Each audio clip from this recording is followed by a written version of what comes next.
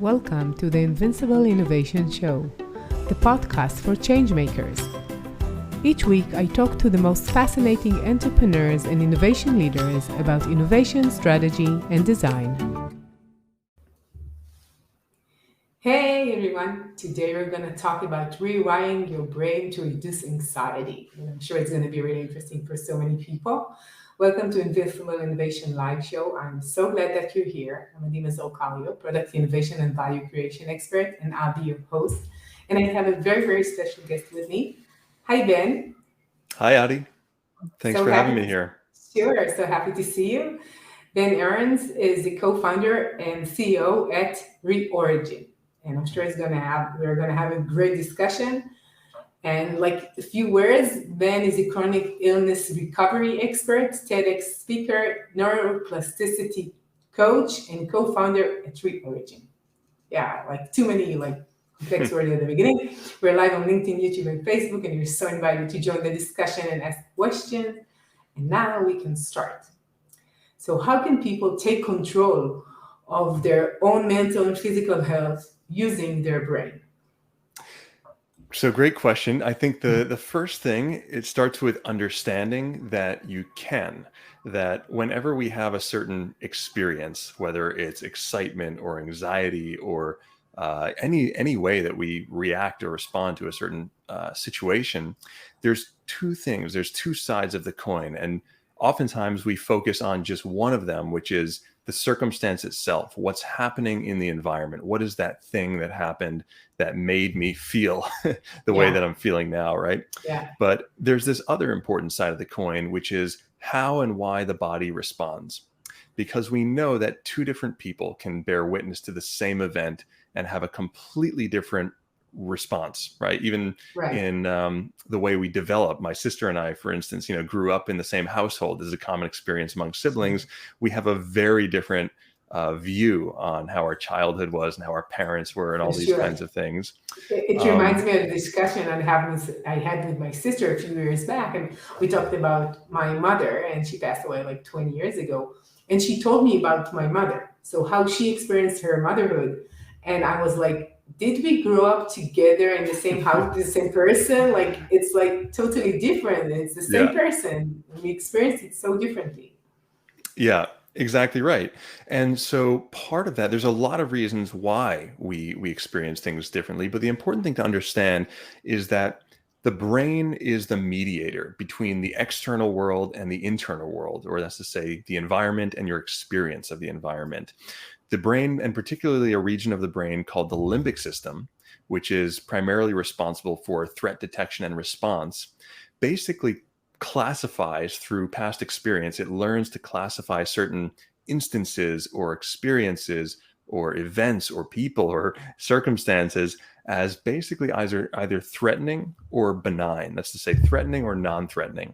And then based on that experience or that classification, the brain will prompt the body to respond accordingly by sending it into either what's known as the fight or flight branch of the nervous system, the sympathetic branch, or rest and digest, which is calm, known as parasympathetic. And the interesting thing to note is that this not only happens with things that we're aware of, we are subconsciously being, you could say programmed is a word that people sometimes use. We are subconsciously being programmed with information and responses constantly. And this is happening on levels that go, I would say, even a level deeper than the subconscious level. For instance, take, for example, someone who experiences panic attacks or PTSD. You might have someone who was in a war and, experienced a lot of, say, explosions or loud noises, and their brain has understandably associated loud noises with life-threatening or imminent danger, right? Now, imagine that you have that person who's come out of the war who has this previous experience programmed into the limbic system, and you put them right next to a New York City construction worker who hears loud noises, explosions, and things all day long, day in, day out, business as usual. And imagine that the two of them are side by side, and halfway down the block, a car backfires and they hear this explosion. So same exact stimulus, same exact event, but simply in virtue of past programming, the PTSD person as you would expect, would experience a radically elevated heart rate, pupil dilation, increases in autonomic dysfunction, and basically experience all signs and symptoms of a panic attack and fight, flight, or freeze response. Well, a construction worker, again, hears the exact same sound, has a completely different reaction and a measurable reaction, right? So his physiology is going to be probably not even changing at all. Heart rate will stay the same, no reason to panic. So this happens, day in, day out with so many different things. Yeah, we have that in Israel. We have lots of like people after work, right? And we have the fireworks in the Liberation Day, in our Independent Day, and we have a discussion. Like most people really love fireworks, right? They really enjoy it, and we know that many people really experience symptoms of stress when they hear that, and therefore there are some of the cases people will decide not to go there, or some of the municipalities would not have fireworks because of that. Right. And that's the tendency, because as human beings, we are very biased against discomfort. That's to say, we want to avoid things that make us feel agitated or uncomfortable. And so this is very understandable. It's a clear reason as to why. But it basically can lead us to take either one of two approaches in life. One of them is to avoid, right? So that's to continuously avoid the things that are triggering our discomfort. When we do that, however, or if we do that consistently, and oftentimes it's unconscious, we end up avoiding also a lot of the things that are going to move us forward or that are good for us. So for instance, like public speaking would be one example that's very common, that elicits the threat response in people, even though it's not actually threatening. It can produce anxiety, but it can also be reclassified as excitement. So that's something that a lot of times people have anxiety around certain things that would actually be beneficial for them to do, but because of certain just survival wiring or past experience, they tend to avoid those things, and that leads to more avoidance in the future. The other approach is called approach. And this is where we systematically desensitize ourselves to the things that would otherwise throw us for a loop or send us into anxiety. And we do that by gradually exposing ourselves to the what our brain has perceived as the aggressor. And we do that in a specific way to retrain the brain that these things that it thinks are dangerous are actually safe. Yeah, it's like when you go to anxiety CBT treatment, they would go with, if you have like anxiety from flights, they would have these like sessions, and you get used to going to a plane, going to the airport, then going into the plane, and so forth. So it's like the way that they show you the fact that you could really do these things would make you less avoidant of them. Exactly. And then momentum begets momentum. We build confidence. Our brain realizes that actually I can do these things. I can move forward. I can do things despite the discomfort. I think Norman Doidge, in his book, The Brain That Changes Itself, had a great quote where he said, it's not about alleviating or getting rid of the discomfort. It's about learning to move forward in its presence. Yeah, it's really, I usually, when I go to learn or study, I really try to do it from outside of my comfort zone and outside of what I really know. So in the last year, I studied ACT, which is the acceptance and commitment therapy that is related to CBT. Yep. So it's really, this is what it talks about. It talks about the fact that when you try to avoid things, you feel that it's getting bigger and bigger. In many cases, it gets such a volume in your life that sometimes you're doing everything in order to avoid, and then it's just getting worse and worse each time. Exactly, because when we avoid something and alleviate that discomfort temporarily in the moment, the brain actually rewards us for that. It secretes a little bit of dopamine, or triggers the release rather of dopamine. So it confirms in a way in the moment that you've done the right thing by avoiding this thing, not realizing that the thing you've avoided is actually going to help you get to where you want to be. So that's where the retraining comes into play. Yeah, I totally understand when you're talking about public speaking and people that try to avoid that. But when we're thinking about PTSD, they don't even, they couldn't try to avoid it because it's like comes back to them whenever they don't want it even. So how could you give them something that they get it whenever sometimes too much. How do you give it more of that? So Yeah, it's a great question, and actually, things can go even deeper than that. But what you're talking about is involuntary responses, and whether it's PTSD or public speaking, the experience that arises within us, that anxiety or the flinch response, is at its core an involuntary response, in the same way that an immune response is involuntary. And we now know, or thanks to the advent of functional MRIs and advances in neuroscience, that these types of what are known as conditioning effects are actually taking place on so many different levels of the human body and the human being. Even one stark example, this was actually a study done, I think, back in the 1970s, called conditioned immune suppression, where rats were given an injection of a virus along with a dextrose solution, so some sugar water, repeatedly. And every time they were given this injection, as you would expect, their immune system had a reaction to it. Then they did something really interesting. After they conditioned that response, so they did it a number of times, then they just gave an injection of sugar water. So no trace of a virus or anything that would normally trigger an immune response. But they found that simply the act of giving that injection actually elicited the same exact immune response. So there's something, to I think what you're talking about this is beyond a subconscious process. This is a completely involuntary response. The hopeful part is that we now know that that is basically, in terms of like how it's framed in the brain or how it works in the brain, it's actually a habit just like any other habit, just like a conscious behavior. These behaviors also, these unconscious behaviors, can also be retrained. So let's say I have some kind of, let's say about health, physical situation, right? And I want to not feel any discomfort or pain when something happens. How can I train my brain to react differently than what it is like unconsciously doing? Yeah. So the brain's job, the limbic system's job, is to make associations, and it's doing this constantly. And so what we want to do is we want to take a sort of unique approach. We already discussed, we don't want to totally avoid the thing that's triggering the symptom, whether it's physical pain or anxiety or an immune response. At the same time, we don't want to just throw ourselves into it, right? Right. As that would just overwhelm the system and sort of reconfirm the reaction that we're already having. Right. So instead, what we want to do is reprocess. So create a new association. So to give you an example, with the instance of, let's say, a panic attack, right?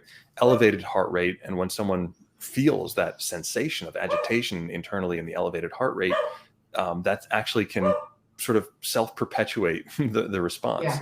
Now, imagine for a moment, if you were experiencing this elevated heart rate, but then you remembered, oh, wait, I just ran up a flight of steps. All of a sudden then, because your brain has reinterpreted the meaning of the elevated heart rate, it probably wouldn't lead to a panic response because you know that it's not dangerous in and of itself.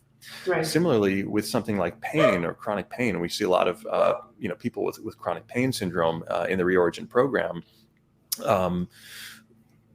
Another kind of example would be, let's say that someone is going to physical therapy to heal an old injury, and as they do physical therapy exercises, maybe the next day they might feel a little bit of soreness.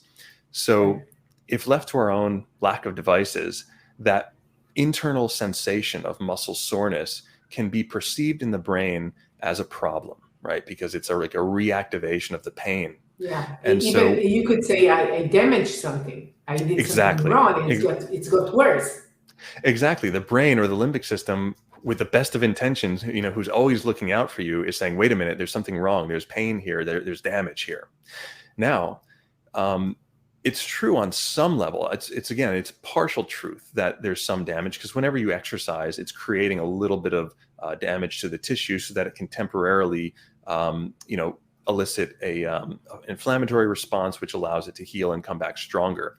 So if we tell ourselves the complete part of the story through something known as cognitive reappraisal, so we reappraise or we re-evaluate that same sensation from, this is damage, this is bad, to something that says, hey, this is sure, it's uncomfortable, it's unpleasant, but it's a healing response. It's making me stronger. I'm actually growing stronger and recovering because of this. So that simple interpretation will actually have a profound downstream effect on our body's physiology and how it kind of optimizes itself for recovery. I understand. So it means that you're training yourself to have the same input. You get the same input, but the way that you treat or the way you understand or the way that you are perceiving that should be different. Exactly right. There was an interesting article that came out a few months back in Scientific American called "The Brain Has a Special Memory for Past Infections." And they were really talking about, long COVID and how symptoms can persist long after the duration of the infection. And what they were talking about was exactly conditioning and this training effect.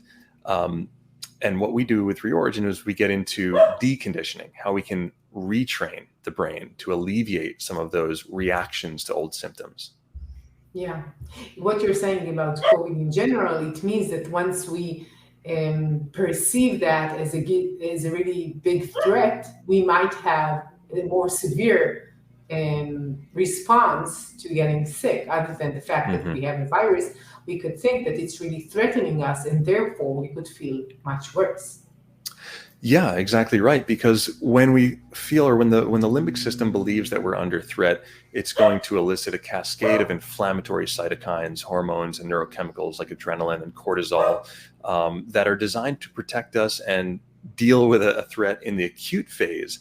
But if this is happening chronically, then these levels of cortisol and adrenaline can stay elevated, which pulls resources away from other key functions like resource allocation, things like digestion, wound healing, procreation, nutrient absorption, all of these things that would lead to long-term health and homeostasis. And so what we want to do is retrain the brain that sensations that we might be having, symptoms or unpleasant experiences, undesirable as they may be, are not life-threatening. And that's a key important difference, because when the brain starts to get that message and classify those sensations under that label, now we become free to experience them without perpetuating this outsized stress response. And that frees up, as you can imagine, a ton of bodily resources, energy, vitality, hormones, chemicals, to be applied toward things that are actually going to be beneficial for our health. I see. So once a person understands that the way that he's perceiving the what he calls reality is really beneficial for him or not, he could understand what could be done. So he could select his response in a sense. Yes, and the key is, I like that you said you use the word perception, because that is this lens or this layer between the external world and the internal experience. And the key is not to do this one time, right? It's to do this repeatedly, to practice it. Conditioning or any exercise, if you think about it, is really a process of consistency over time is what produces change. So this is all kind of, we in Reorigin, we have a protocol and program where people can learn these actual exercises for different conditions, whether it's PTSD or things like long COVID, chronic fatigue syndrome, Lyme disease, like I experienced. And they can learn how to implement this in a daily sort of regimen that ultimately serves to retrain that stress response. Yeah. So if you mentioned that you had Lyme disease, could you tell us a bit about your story, how you came from being sick and staying at home with that kind of sickness and to what you're doing right now? How did you the journey from here to there? Yeah, so the journey for me actually starts, at a quite early age of just always being fascinated by what the human being and human body was capable of, getting into exercise physiology and fitness. And then in my mid-20s, I was working in the fitness industry and I lost my health. Worst thing that could happen for someone who's exuding health and making a living on that and everything. But as you noted, it turned out to be a case of late-stage chronic neurological Lyme disease, which is a bacterial infection that, if left unchecked, can get into the central nervous system. And once the central nervous system becomes what's called deregulated, it can basically lead to a lot of different symptoms. It's sort of like setting off a little bomb in the brain that dysregulates all of these what should be automatic functions, like the beating of the heart, breathing becomes difficult, pain signaling sensations in the body. So basically I experienced fibromyalgia, which is chronic pain sensations that tend to migrate around the body. A very strange condition, brain fog, neurocognitive challenges. I couldn't identify my shoes. I gave a TED talk in which I told the story about, true story, waking up in the morning and looking at these things on the floor and not realizing that they were my shoes. It took me like an hour to realize what they were actually for. Not being able to put them on my feet and tie them. So for several years, it was a very scary place to be. And it did, I would say, even as I was going through this, of course, there was radical ups and downs and losing hope and gaining hope. But all the while, I would say on some level, there was also a curiosity with what's going on here, what's actually happening in my brain and body. And so that led me to, with any cognitive bandwidth that I did have, listen to podcasts at first. UC Berkeley and MIT were just starting to put their 1 in 200 level courses online for free at that time. So I would listen to these classes in neurobiology and physiology and immunology. And one of the classes that I took was called Neuroplasticity. And this was one that made me feel hopeful, because whereas everything else I'd come across, whenever you have a chronic condition, you dive into research and it's not well understood, and there's a lot of fear-based information, and algorithms don't help us with that. So I found a lot of that at first. But once I came across this concept of neuroplasticity, which says that the brain is actually constantly changing and able to be changed through our own actions, I became very hopeful, because I knew that in some way the source of a lot of the symptoms and the challenges I was experiencing had to do with this central processing unit that we know as the brain, which governs all of the organs and cells and systems in the body. And so as I started to learn more, I went to NYU Langone Medicine to do some neurocognitive rehab and learn some exercises there, implement them. And I gradually started to feel better. I felt my body, for the first time in years, kind of be able to calm down, which I would later learn actually leads to reductions in inflammation. So at the time, I didn't really understand what was happening, but I kept going in the direction of things that were making me feel good. Whereas previously I was going in the direction of searching for more answers, but I was doing it based on the fear-based information. This new rule I set was basically, I adopted the first rule of defensive driving, which is never look at what you're trying to avoid. In other words, go toward what makes you feel good, go where you want to be. And so through that, long story short, a lot of research later, putting pieces together, my body eventually gradually completely self-healed. And within about 18 months, I was back to full-time work and health. And that was about 8 or 9 years ago, and have been back to full-time health ever since. So how old were you when it started? When it started, I was about 25. I had So you were you were athletic. So you had many years to train. It's like, if you weren't that young, if you were into the going to the gym and in sports, I guess. Yeah. And from about 25 to 28, I was pretty well laid out. And then through that experience, though, I would say, in retrospect, it's something that really helped to put me on track and on path in a very deep way, and ultimately has led to the creation of or formation of what we call the Brain Trust, which is a assembly of neuroscientists and clinical psychologists that have helped us develop a program that can be used. It's called Reorigin, and it's really aimed at helping people who are struggling with chronic conditions like I experience, whether it's post-infectious syndrome or post-viral fatigue, like we're seeing with long COVID, chronic fatigue syndrome, and a number of other conditions, including anxiety and depression, burnout and overwhelm. And we also do have a number of entrepreneurs that are using the program for things like high performance as well, because the same principles about behavioral approach versus avoidance definitely apply.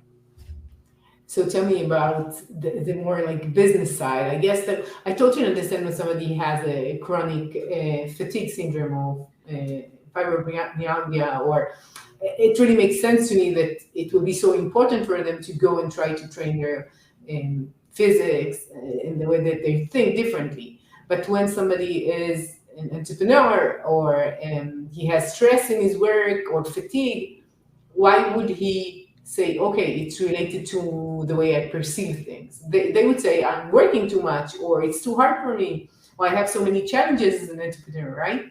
So how do you relate to that? I think where people come to the realization on their own is when they start to make a lot of changes, to the external circumstances. Anyone in business has gotten probably deep into the road of productivity and biohacks and different things. And oftentimes what I think a lot of people find who have wound up at Reorigin is after making so many of these changes, ultimately they still feel the same. And so something in them resonates as true when they hear that it's not only the circumstances, it's not only the situation, it's not only the environment. There's a more complete story, and that more complete story involves our perception of it, our response to it. And so a lot of people, they do come to this through personal experience. I did myself also, very guilty of all the productivity hacks and trying to change this and that and micromanage this and that, and realizing that actually that's important stuff to do. There's merit in that, but there's also merit in learning how to manage yourself and manage your nervous system. And for the people that realize, that's an important aspect for them or could benefit them, then they sort of come into Reorigin. And basically there's three phases of the overall Reorigin journey. I like to say it's, the three phases are out of overwhelm, into power, and onto purpose.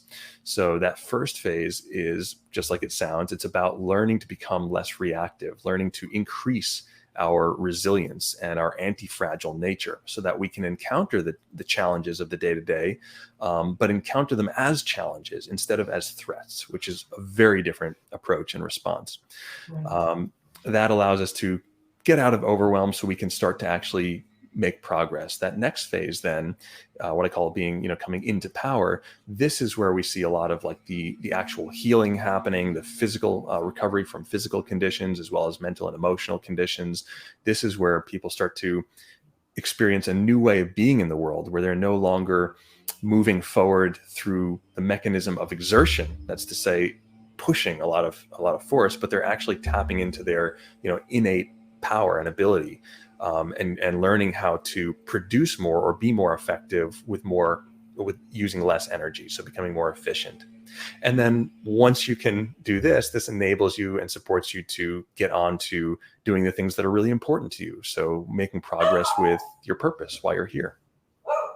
So do you think it's related to the fact that people, especially right now after the pandemic, are really aware of the balance they need in their life between what they're doing at work and what their personal life is and what they want to achieve in life? All the like waiting at home made them think differently about what they're doing?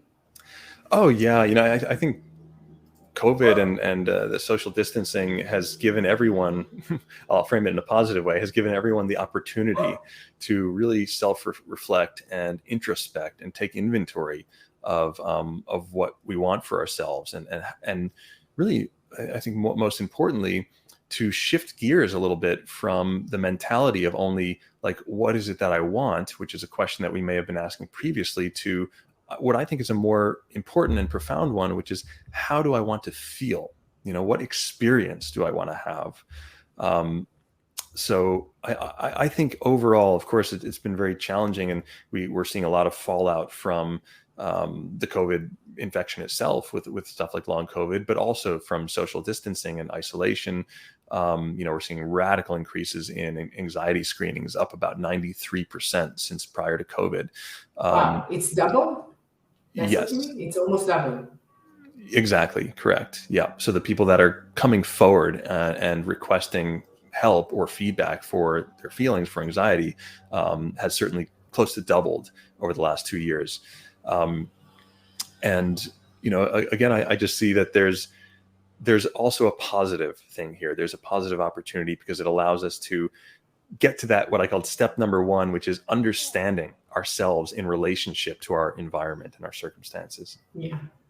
So many of our people who listen to us or view us our leaders. So what do you think they need to know if they have people that they work with, or their employees? What do they need to know about anxiety and neuroplasticity, to be better managers and leaders? Yeah. So, first of all, Reorigin actually does work with some companies and small businesses to help, their employees to reduce anxiety, which translates into reducing illness and reducing sick days, increasing efficiency and productivity, and also, of course, morale and a person's health and experience, which at the end of the day is, I think, the most important thing. Um, I think as a leader, it starts with yourself. It starts with you being the one to, take some of these things into consideration and determine how you want to be. Because we know in an organization, especially in small businesses, there's this ripple effect that happens where people sort of look to the leader. How are they going about their day? How are they handling themselves, managing themselves? And then people tend to follow suit. Yeah, it makes sense what you're saying. I think that I think it's even more important today because we know that, there is this the great resignation. People are leaving. They're looking for something else in the place that they're working in, and sometimes it seems that the fact that a leader would see them as people who are struggling or having a hard time with just that would help them feel that they're being seen, and they're not just workers. They're part of what is being created in this company. Yeah, exactly. I think, things that are just timeless and have certainly been mentioned before, but things like having a strong mission in which employees are aligned, having a strong culture. But then beyond that, and even as it relates a little bit to the brain retraining, I think a very important aspect and something really helpful people can do in a leadership position to practice for themselves and impart this to their employees, um, is to get into that zone of the growth mindset. So this is, we'll talk a little bit about something called the challenge response versus the threat response. Goes a little bit back to what I mentioned about like the elevated heart rate, where, if it's coming Yeah. from the panic attack versus running up a flight of steps, the elevated heart rate coming from running up a flight of steps is a challenge response. The other one, if you have a panic attack, that's another way to get your heart rate up, but that's what we would call a threat response.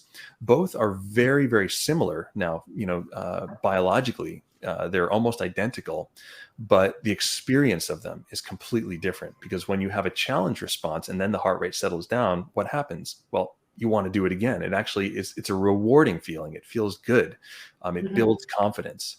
When we have that threat response, or we're stuck in that place where we feel like our day is, or week or month or 90-day period is constantly just about getting through things, that even though it has a same excitatory response, it actually depletes us of energy. So, for any leaders out there, or anyone managing people, one of the things that's most important is to keep the energy up. To keep energy up. And one of the ways that we can help to foster that and to do that is to, within ourselves and within our employees, encourage this growth mindset and practice really viewing things as challenges and as opportunities, right? Anything, even Yeah. problems that come up, whether it's a customer service issue or something, these are all opportunities to grow. And so when we orient toward growth, improvement, expansion of our abilities, um, I think that's something that translates to connecting, something that's good for the organization, good for the customers, as well as good for the employees. Because at the core, I think a core value that we all share as human beings is we want to evolve positively. We want to improve and expand. And so I think when we set up our organization in a way that really optimizes for that, and even sees every challenge or a milestone along the way as another opportunity to expand. This is something that I found to be a great way to stay motivated yourself, Yeah. as well as to really bring a team together. Yeah, it makes sense. You mentioned the growth mindset. Carol Dweck mentioned that, right? And she talked about the way that kids see math problems. She was researching kids, right? Mm-hmm. And the fact that the kid said that it's hard for them to solve something, but he didn't like tell himself, I'm not getting math, and do it, I can't do it. And instead he said, okay, I'm not there yet, but I could still learn it, and I would know it in the future, is what you call a challenge response, because it's challenging. I don't know how to solve this very complex math question, but I can learn how to do it. And I think it's really important, especially for entrepreneurs or anyone who's dealing with innovation, because there are so many unknowns that you have to have this kind of a mindset. Without it, you would not be able to go through all the question marks and challenges on the way, right? Yeah, and when we start to make progress, first of all, acknowledge that the first time you do something, or maybe even the 10th time you do something, you're not going to be good at it, and no one would. We shouldn't expect ourselves to be. Progress is a product of repetition. So when we start to again orient or prioritize, growth over a specific end result, it completely changes the game, because then every single step we take, every single time we show up and try again, is a win. And it creates this, what's known as the science of small wins. It's basically the process of how we build strength, how we build confidence, and how we build momentum. So yeah, I think that just those simple small things, focusing on, orienting toward growth, and then focusing on the daily steps and celebrating each win, are vitally important for chronic illness recovery, as well as for growth of an organization. Yeah. So we talked about anxiety in people and just society in general, and in a workplace. So what would you tell a leader who tells you, my workers are a bit like stressed, they're not as is it not performing as in the past, they're more sick, and I feel that they're not really focused enough. What would you tell him? Because anxiety is a human situation that everybody Mm-hmm. has from time to time, and it seems that sometimes we cannot do much about it. What would you tell him? Yeah. So first and foremost, I would say listen to what your employees are saying. I think all too often, and look, it's totally understandable. We, especially as anyone in a sort of leadership position, our business is our baby. We get really hyper focused on where we're going, and sometimes we forget to have those human conversations. So I think that that's a really important thing to do, is just to listen to what people are experiencing. Maybe even take some ideas for how things can be improved, and then ultimately, I think starting to shift that focal point, to, of course, we want to look at things like end goals and KPIs, but we want to treat them as something that's kind of in our peripheral vision, not the thing that we're heading toward.